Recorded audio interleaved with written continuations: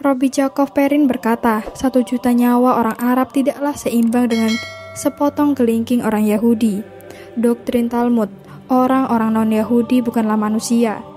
Talmud secara spesifik menetapkan orang non-Yahudi termasuk golongan binatang, bukan manusia, dan secara khusus menyatakan bahwa mereka bukan dari keturunan Nabi Adam alaihissalam.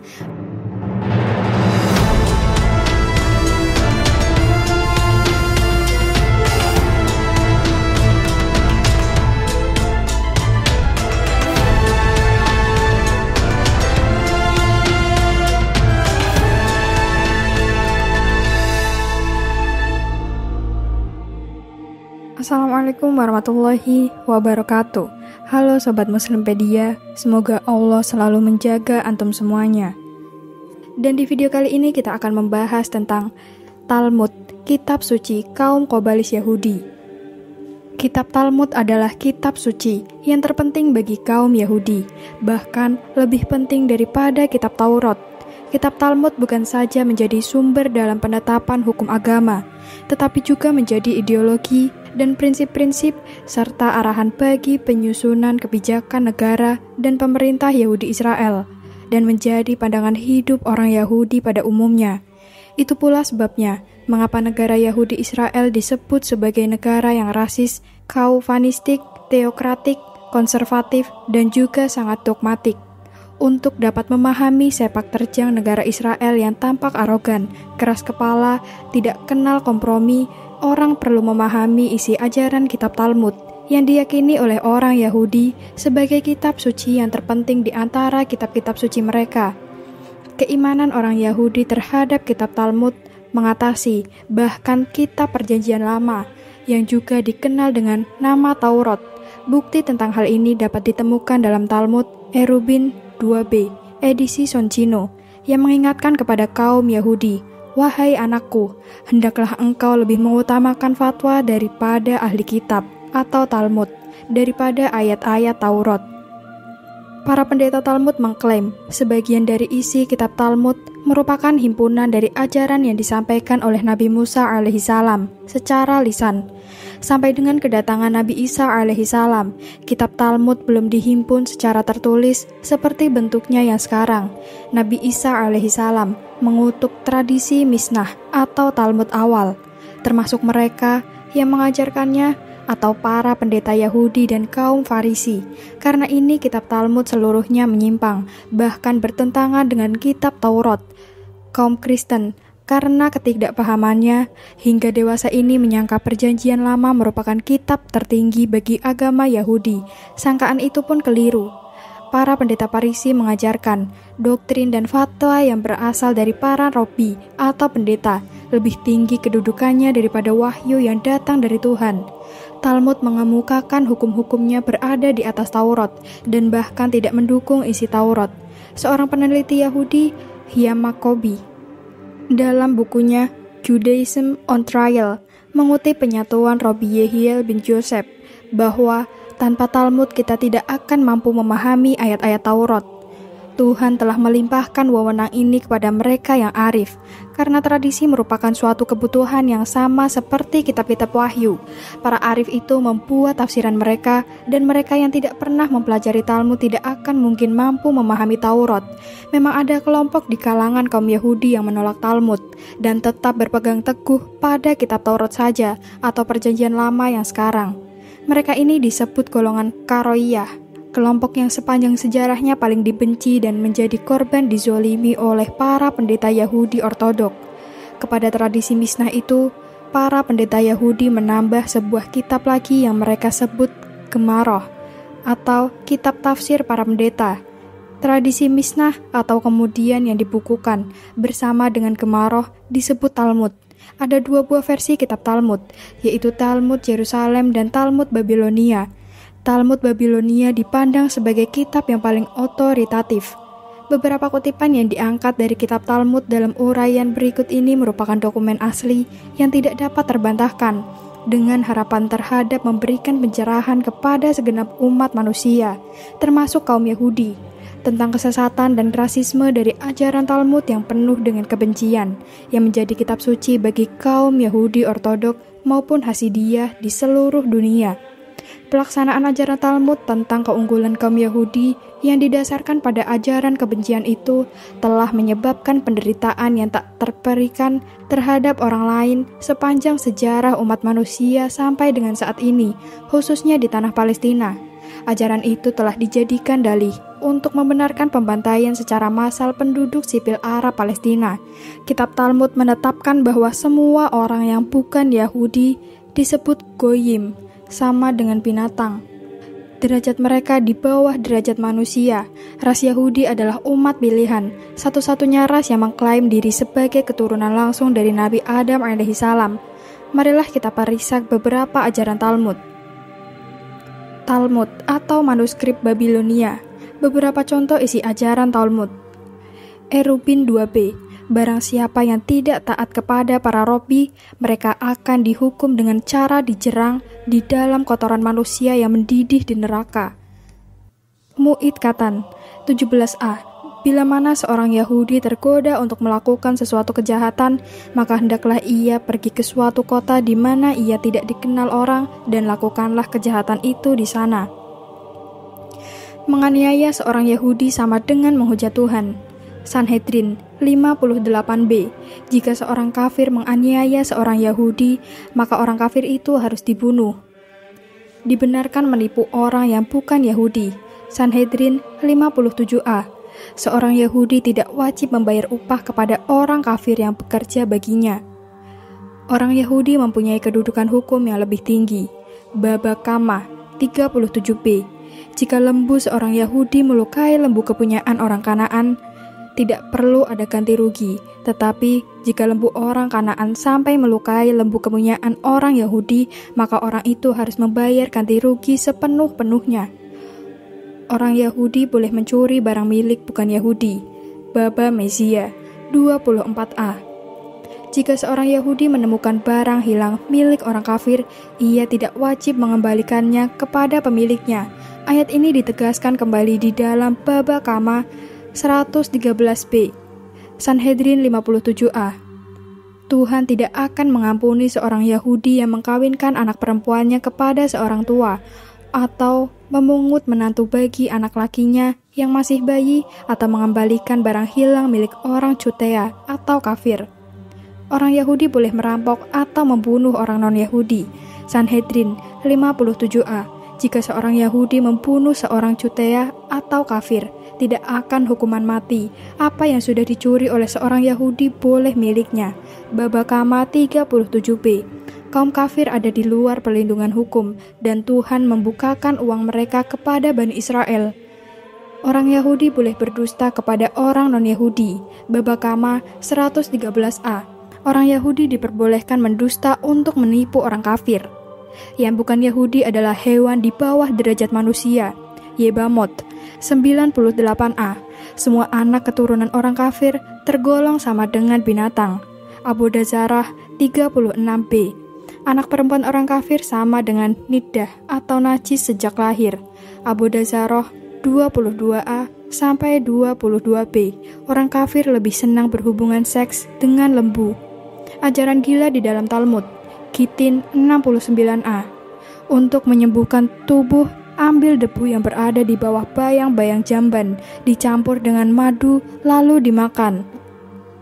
Sobat 41a. Hukum yang mengatur keperluan bagaimana kencing dengan cara yang suci telah ditentukan. Yebamot 63a. Adam telah bersetubuh dengan semua binatang ketika ia berada di surga. Yebamot 63a. Menjadi petani adalah pekerjaan yang paling hina. Sanhedrin 55b. Seorang Yahudi boleh mengawini anak perempuan berumur 3 tahun, persisnya 3 tahun 1 hari. Sanhedrin 54b. Seorang Yahudi diperbolehkan bersetubuh dengan anak perempuan, asalkan saja anak itu berumur di bawah 9 tahun.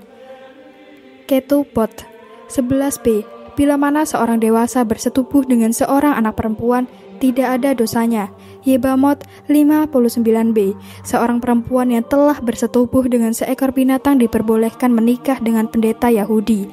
seorang perempuan Yahudi yang telah bersetubuh dengan jin juga diperbolehkan kawin dengan seorang pendeta Yahudi. Avodah Zarah 17a. Buktikan bila mana ada pelacur seorang pun di muka bumi ini yang belum pernah disetubuhi oleh pendeta Talmud Eleazar. Hagigah 27a. Nyatakan bahwa tidak ada seorang rabi pun yang akan masuk neraka. Baba Mesia 59b. Seorang rabi telah mendebat Tuhan dan mengalahkannya. Tuhan pun mengakui bahwa rabi itu memenangkan debat tersebut. Gitin 70a. Para rabi mengajarkan sekeluarganya seseorang dari jamban, maka ia tidak boleh bersetubuh sampai menunggu waktu yang sama dengan menempuh perjalanan sejauh setengah mil.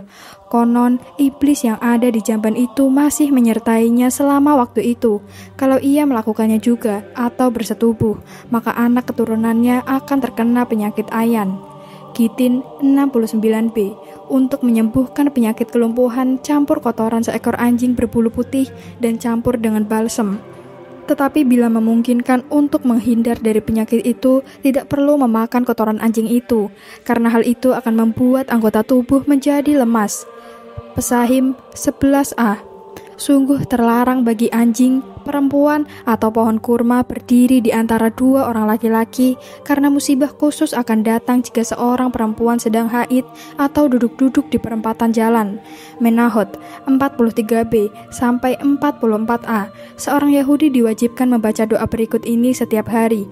Aku bersyukur, ya Tuhanku, karena Engkau tidak menjadikan aku seorang kafir, seorang perempuan, atau seorang budak belian. Kisah-kisah Holocaust oleh Romawi di dalam Talmud. Ayat Gitin 57b ada dikisahkan tentang dibantainya 4 juta orang Yahudi oleh orang Romawi di kota Betar. Gitin 58a mengklaim bahwa 16 juta anak-anak Yahudi dibungkus ke dalam satu gulungan dan dibakar hidup-hidup oleh orang Romawi. Demografi tentang zaman kuno menyatakan bahwa orang Yahudi di seluruh dunia pada masa penjajahan oleh Romawi tidak sampai berjumlah 16 juta, bahkan 4 juta pun tidak ada. Pengakuan Talmud. Avodah Zarah 70a. Seorang rabi ditanya, apakah anggur yang dicuri di Pumbedita boleh diminum atau anggur itu sudah dianggap najis karena pencurinya adalah orang-orang kafir atau seorang bukan Yahudi bila menyentuh guci anggur, maka anggur itu dianggap sudah najis. Rabi itu pun menjawab, tidak perlu dipedulikan, anggur itu tetap halal atau kosher bagi orang Yahudi, karena mayoritas pencuri yang ada di Pumbedita, tempat di mana guci-guci anggur itu dicuri, adalah orang-orang Yahudi.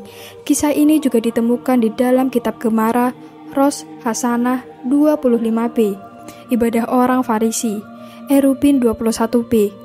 Robi Akidah berkata kepadanya, berikan saya air untuk mencuci tangan saya. Ia menjawab, air itu tidak cukup bahkan untuk diminum, apalagi untuk membasuh tanganmu. Keluhnya, lalu apa yang harus saya perbuat? Tanya seseorang lainnya, padahal engkau tahu menentang ucapan seorang Robi diancam dengan hukuman mati. Saya lebih baik mati daripada menentang pendapat kawan-kawan saya. Ritual cuci tangan ini terekam di kutub Nabi Isa alaihi salam dalam Injil Matius. Genosida dihalalkan oleh Talmud. Perjanjian kecil, Soferim 15, Kaidah 10. Inilah kata-kata dari Robi Simeon ben Yohai, Topsebe Goyim Harok. Bahkan orang kafir yang baik sekalipun seluruhnya harus dibunuh. Orang-orang Israel setiap tahun mengikuti acara nasional ziarah ke kuburan Simon ben Yohai untuk memberikan penghormatan kepada Robi yang telah menganjurkan untuk menghabisi orang-orang Yahudi. Di Purim, pada tanggal 25 Februari 1994, seorang perwira Angkatan Darat Israel, Baruch Goldstein, seorang Yahudi Ortodok dari Brooklyn, membantai 40 orang Muslim, termasuk anak-anak, taat kala mereka tengah bersujud sholat di sebuah masjid. Goldstein adalah pengikut mendiang Robi Meir Kahane, yang menyatakan kepada kantor berita CBS News bahwa ajaran yang dianutnya mengatakan orang-orang Arab itu tidak lebih dari anjing, sesuai ajaran Talmud 3. Ehud Sprinzak, seorang profesor di Universitas Yerusalem, menjelaskan tentang falsafah Kahane dan Goldstein.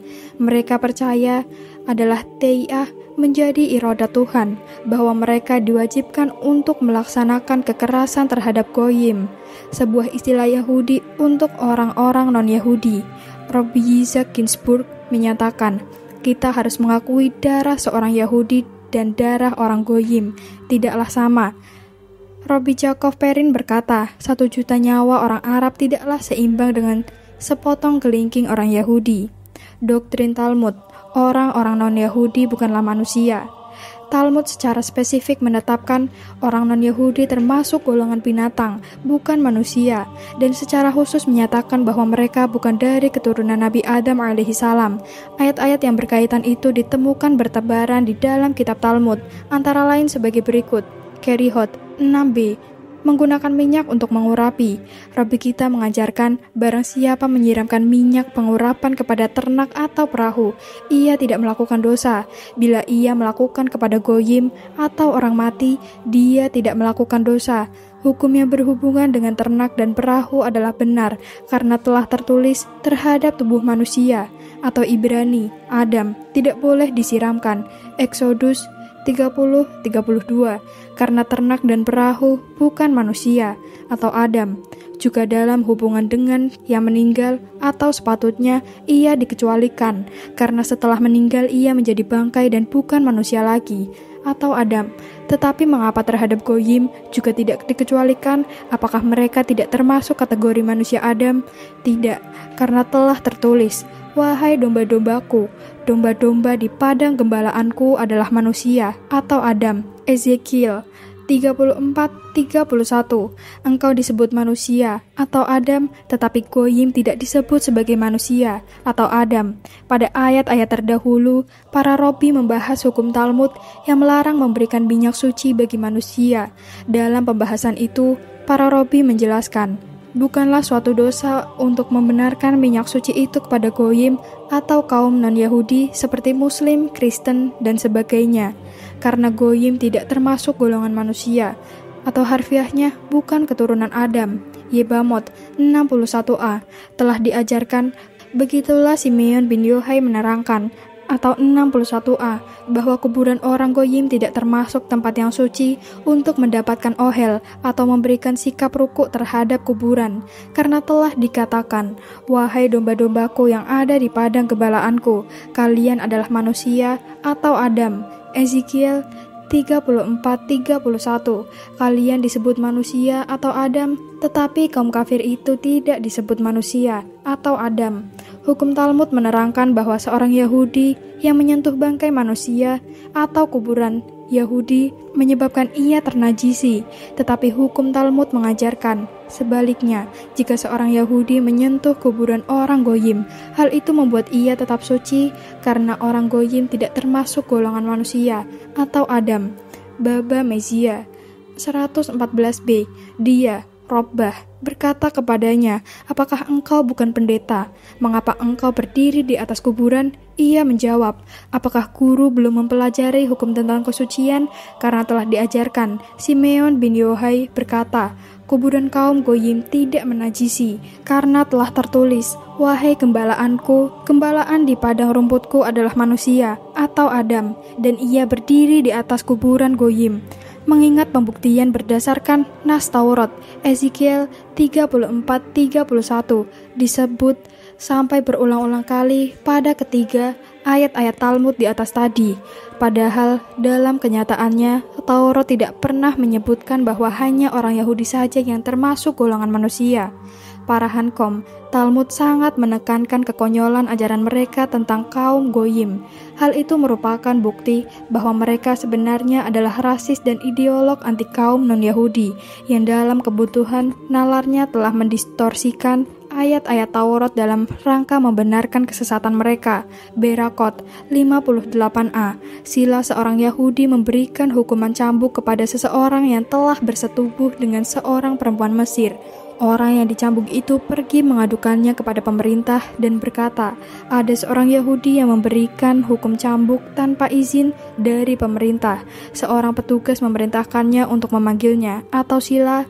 Ketika ia atau sila tiba, ia ditanya, mengapa engkau mencambuk orang ini? Iya, Sila menjawab, karena ia telah menyetubuhi keledai betina. Petugas itu berkata kepadanya, apakah engkau mempunyai saksi-saksi? Iya.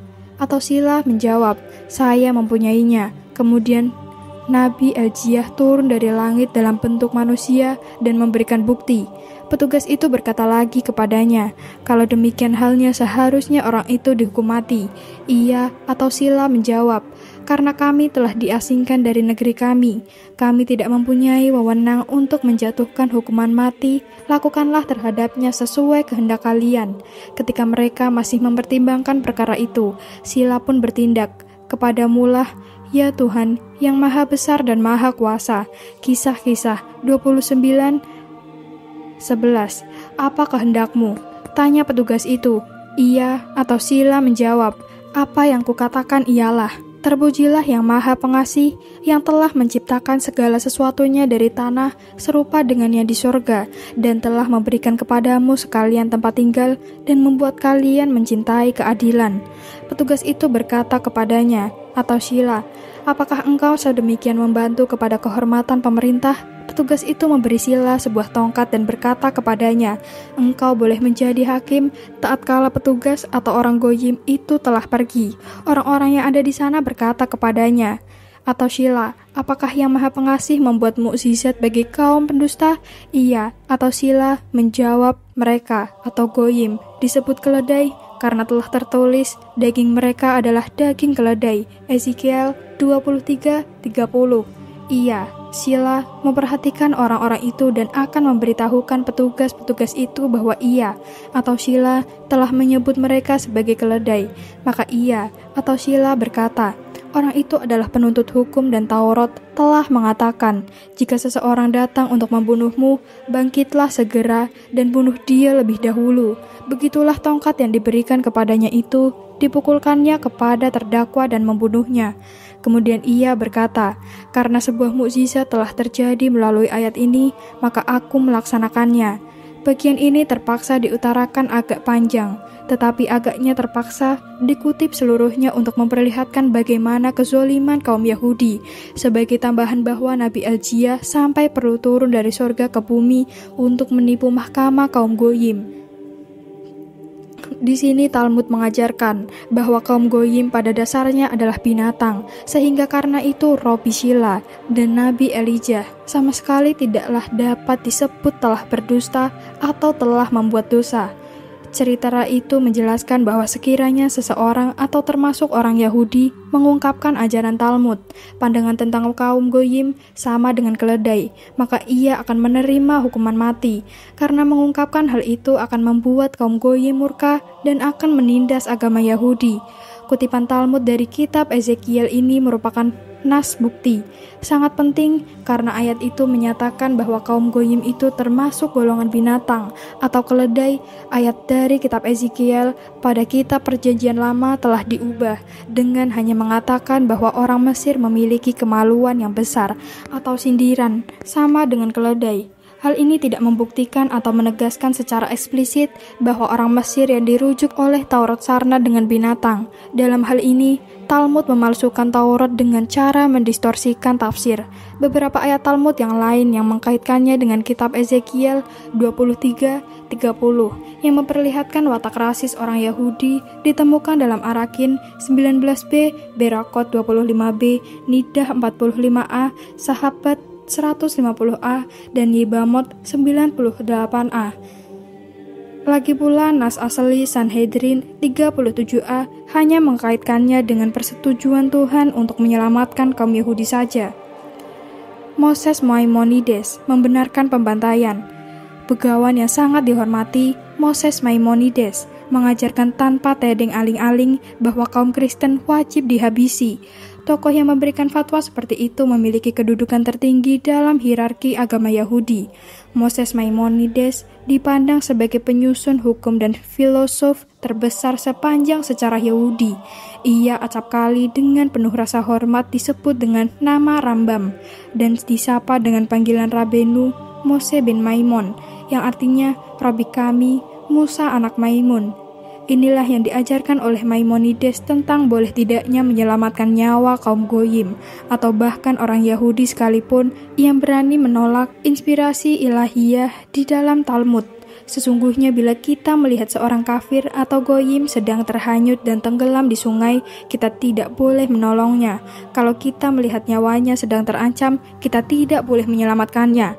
Naskah dalam bahasa Ibrani, edisi Veldheim 1981 tentang Mishnah Torah menyebutkan hal yang sama seperti itu. Dengan peringatan dari Maimonides itu, telah diwajibkan bagi kaum Yahudi untuk tidak boleh menyelamatkan nyawa atau memberikan pertolongan kepada seorang Goyim. Ia sebenarnya menyatakan sikap kaum Yahudi yang sebenarnya yang dibebankan oleh Talmud terhadap kaum non-Yahudi.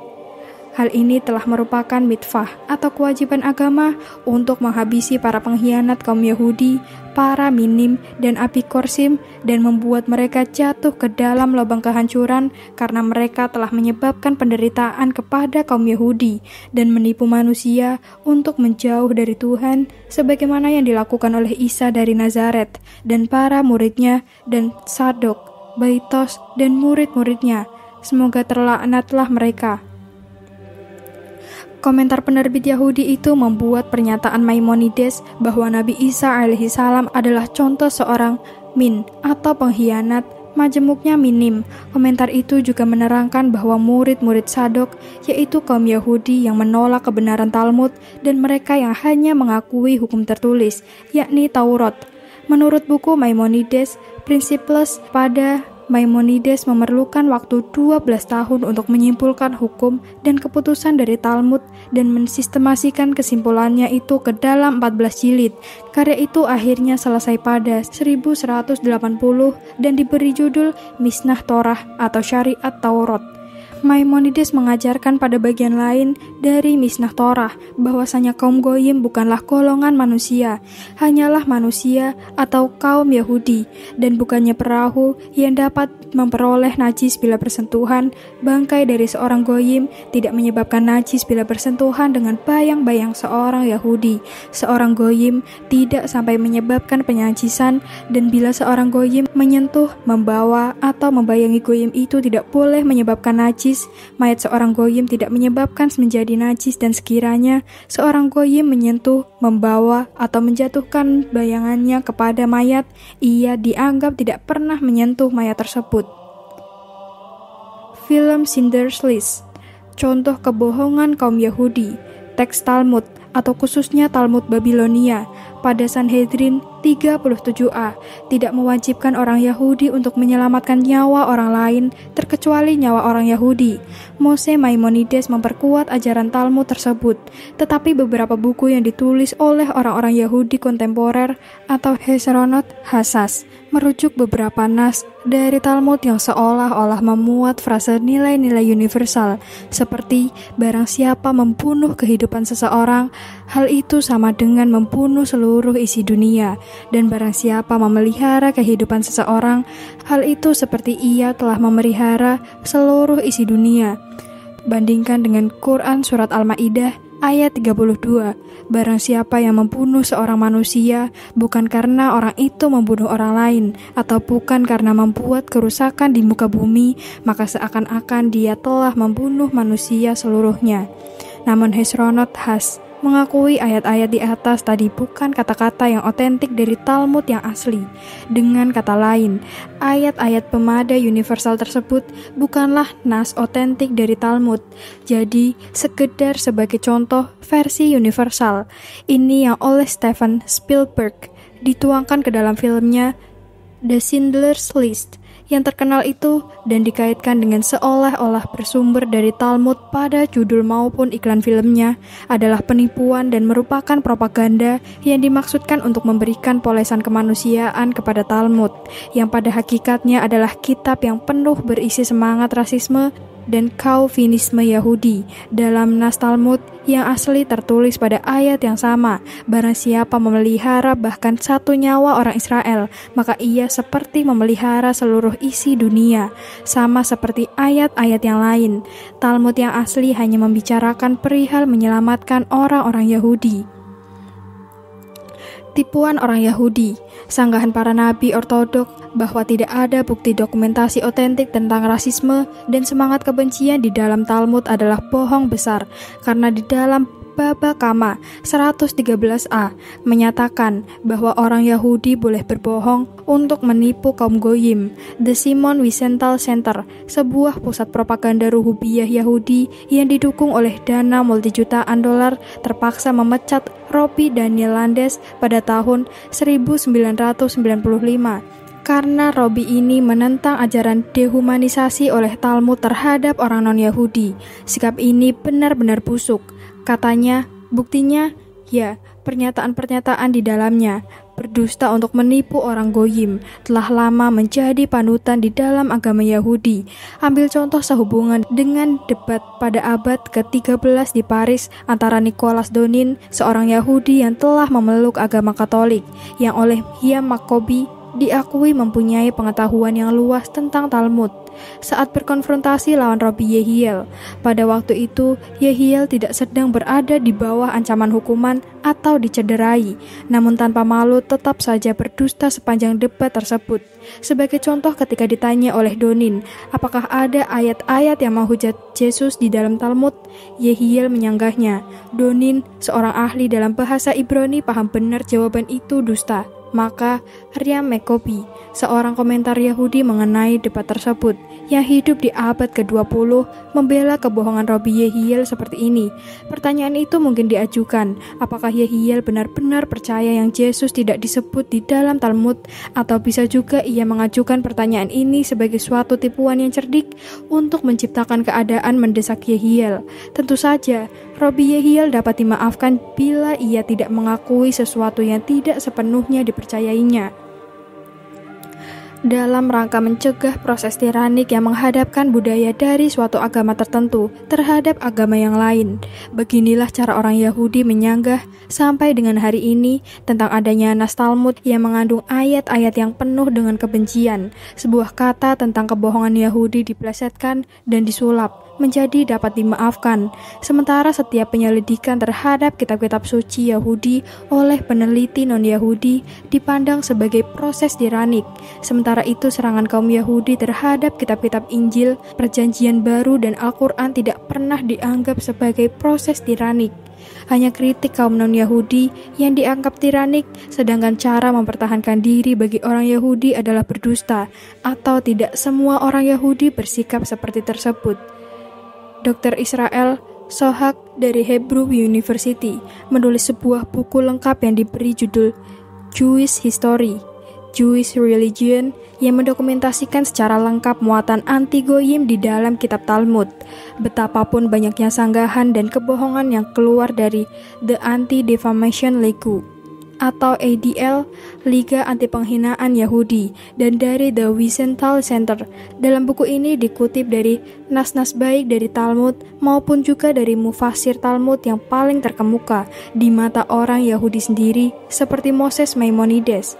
Pada tahun 1994, Robby Svimarks, Direktur Pendidikan Teknologi Terapan pada Shalom Hartman Institute di Yerusalem, telah menulis semacam pengakuan yang menakjubkan tentang bagaimana kaum Yahudi di masa yang silam telah membuat dua jenis kumpulan kitab Talmud yang otentik sebagai bahan pelajaran bagi para pemuda mereka di sekolah-sekolah atau kololel Talmud, dan sebuah lagi kitab Talmud yang telah disensor dan diamandemen yang ditunjukkan bagi konsumsi para goyim yang tidak mengerti apa-apa.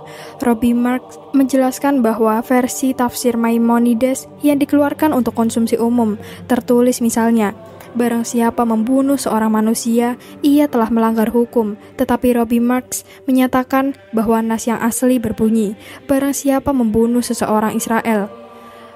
Buku Hesronot Hasas yang dihilangkan dari Talmud lalu menjadi penting dalam kaitan ini. Hesronot Hasas dicetak ulang pada tahun 1989 oleh Sinai Publishing House, Tel Aviv.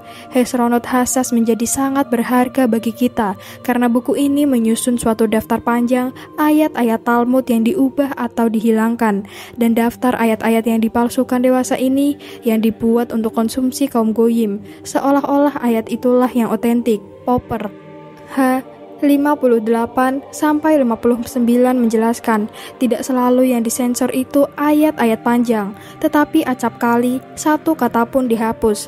Acap kali dalam hal seperti itu digunakan dalam rangka penghapusan dan penggantian. Sebagai contoh, penterjemah versi Talmud dalam bahasa Inggris terbitan Soncino menerjemahkan kata Ibrani, goyim, dengan sejumlah kata ganti samaran seperti kafir, cotean, Mesir, penyembah berhala, dan sebagainya. Tetapi sebenarnya kata ganti ini merujuk kepada kata asli goyim atau semua yang non-Yahudi. Pada catatan kaki nomor 5 Talmud, pada edisi Soncino dijelaskan bahwa istilah orang Cutea atau Samaritan di sini adalah untuk menggantikan kata asli goyim. Hal itu merupakan praktek disinformasi yang lazim dipakai oleh kaum Farisi untuk menyangkal adanya ayat-ayat yang rasialistik di dalam Talmud yang telah diungkapkan terdahulu dalam buku ini dalam rangka mengklaim bahwa ayat-ayat itu adalah karangan dari orang-orang yang antisemit. Pada tahun 1994, Lady Jane Birdwood berusia 80 tahun ditangkap dan diadili depan pengadilan pidana di London hanya karena kejahatannya menerbitkan sebuah pamflet berjudul The Longest Hatred atau kebencian yang paling lama, berisi seluruh pernyataan kebencian di dalam Talmud yang diangkatnya dari ayat-ayat yang berisi kebencian kepada kaum Goyim dan Kristen. Sepanjang peradilan yang dituduhkan terhadapnya sebagai suatu kejahatan yang sayangnya tidak mendapatkan perhatian dari media massa. Seorang Robi diundang sebagai saksi ahli. Robi itu menyanggah sepenuhnya bahwa kitab Talmud berisi ayat-ayat yang mengandung kebencian kepada kaum Goyim dan Kristen, dan hanya karena kedudukan dan prestis Robi tersebut, wanita tua yang malang itu dijatuhi hukuman 3 bulan kurungan penjara dan denda senilai $1.000. Dr. Israel Sahak dalam bukunya berjudul Jewish History and Jewish Religion pada bab tentang Yesus di dalam Talmud pada H57 dan H105-106 menegaskan adanya ayat-ayat yang mengajarkan kebencian dan rasisme di dalam Talmud. Mereka yang menyangkal kenyataan ini adalah pembohong besar. Tanggapan dunia Judeo-Kristen terhadap Talmud. Dewasa ini ada persengkongkolan yang kuat antara dunia Kristen dan Yahudi.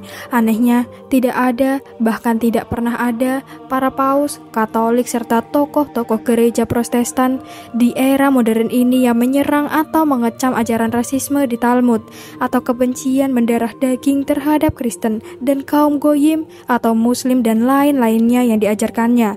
Sebaliknya, pada pimpinan gereja Kristen, baik Katolik maupun Protestan, malah dewasa ini mengajurkan kepada para pengikut Yesus Kristus untuk mentaati, menghormati, bahkan membantu pengikut Talmud.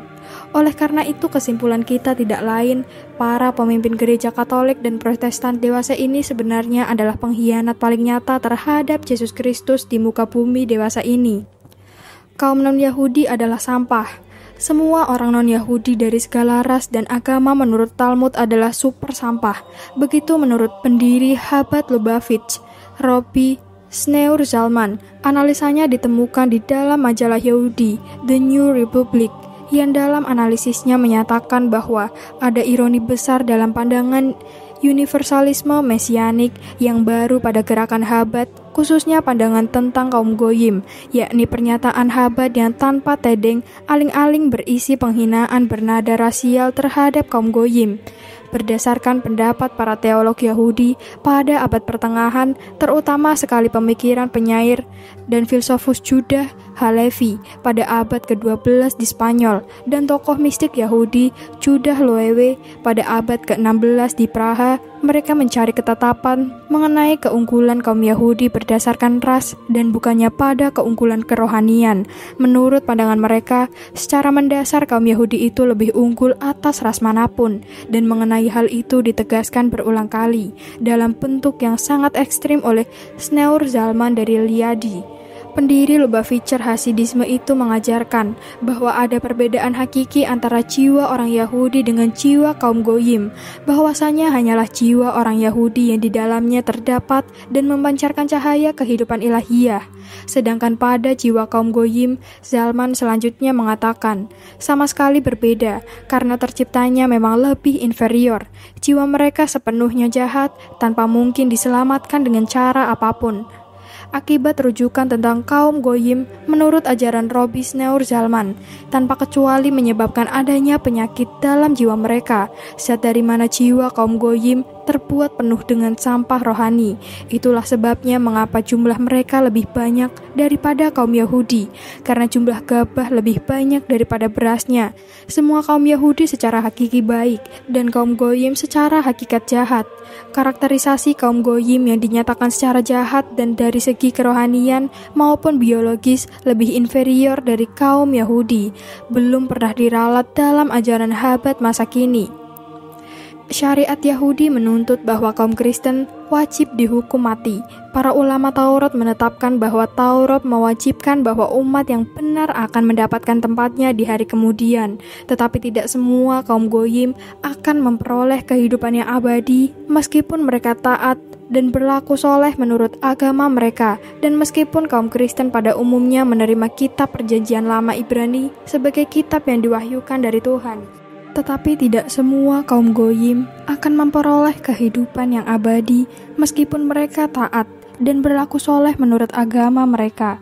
Dan meskipun kaum Kristen pada umumnya menerima kitab Perjanjian Lama Ibrani sebagai kitab yang diwahyukan dari Tuhan, namun mereka disebabkan adanya kepercayaan pada apa yang disebut mereka ketentuan pada Yesus. Sebenarnya kaum Kristen adalah penyembah berhala menurut Taurat. Oleh karena itu, patut dihukum mati, dan mereka kaum Kristen itu sudah dipastikan tidak akan memperoleh ampunan di hari kemudian.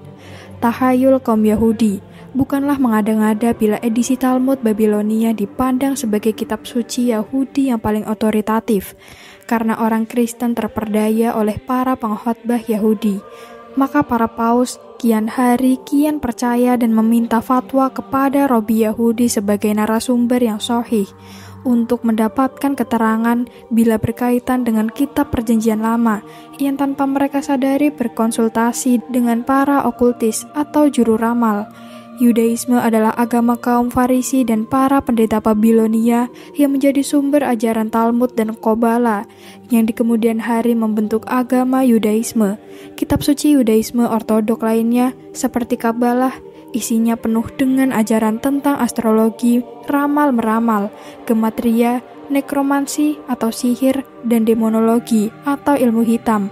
Jika seorang Yahudi ingin bertaubat, ia cukup mengangkat seekor ayam, membaca mantra untuk keperluan itu, dan mengibas-gibaskannya di atas kepalanya untuk memindahkan dosa-dosanya kepada ayam tersebut.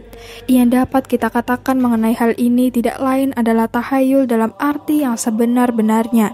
Selanjutnya lambang Israel yang mereka sebut sebagai bintang Nabi Daud. Sama sekali tidak ada sangkut pautnya dengan Nabi Daud alaihi salam. Bintang itu adalah heksagram atau bersudut 6 supranatural yang melambangkan yantra dari androgen atau kelenjar yang memberikan karakteristik pada kaum laki-laki yang dihubungkan dengan para Hazar Bohemia pada abad ke-14 atau penyesatan publik dengan penggunaan nama negara Israel yang didirikan pada tahun 1948 merupakan buah hasil persengkokolan antara kaum Bolshevik Yahudi dengan kaum Zionis yang ateis. Nama itu tidak ada sangkut pautnya dengan kelanjutan kerajaan Nabi Daud, tetapi dikukuhkan melalui pengakuan pertama di PBB yang disebutkan oleh diktator komunis Uni Soviet Joseph Stalin. Kaum Kristen akan lebih terbuka matanya bila berkunjung ke komunitas Yahudi Hasidik menonton acara Purim, di mana sebuah patung berupa Halloween meloncat-loncat seperti jailangkung. Meskipun upacara Purim itu merujuk kepada kitab Ester yang disebutkan sebagai nas dasarnya, dalam prakteknya upacara Purim tidak lain adalah sebuah tradisi kaum kafir Bacan. Para Robbi Ortodoks menggunakan kutukan, mantra, image, dan sebagainya yang mereka anggap lebih besar kuasanya dari kuasa Tuhan.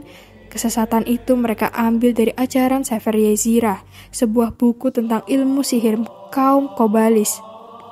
kaum non-Yahudi dapat menyaksikan ulangan perilaku paganisme Babilonia kuno setiap kali mereka mengamati ritual para robi agama Yudaisme dengan mengetahui ajaran Talmud yang menjadi kasar konstitusi, prinsip, dan arah kebijakan negara dan pemerintah Israel. Mudah dipahami mengapa negara Israel sangat arogan dengan kebusanan yang melebihi Nazi Jerman.